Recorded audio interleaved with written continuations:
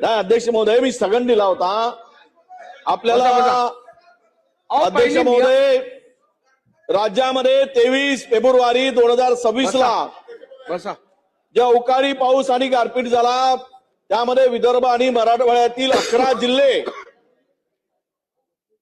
या ठिकाणी बाधित झालेत. अध्यक्ष महोदय, यामध्ये रब्बी पिकाचं मोठ्या प्रमाणात नुकसान झालं. या गारपिटीमुळे चणा, डाळ, मूग सगळी पिकं, जो गहू आणि भाजीपाल्यांची सर्व पिकं नष्ट झालीत. अध्यक्ष महोदय, एवढा प्रचंड गारांचा वर्षाव त्या ठिकाणी झाला, वादळी पाऊस होता आणि यामुळे त्या ठिकाणी शेतकऱ्यांचं खूप मोठ्या प्रमाणात नुकसान झालं.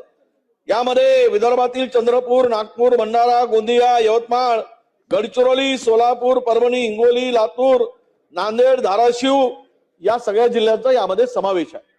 आणि इतकं मोठं नुकसान झाल्यानंतर सरकारकडून अद्याप कुठली या संदर्भात याचं पंचनामे करावेत, त्याचे आदेश दिले गेले पाहिजेत आणि पंचनामे करून माहिती घेऊन तात्काळ खरं तर ही चर्चा होणे आवश्यक आहे.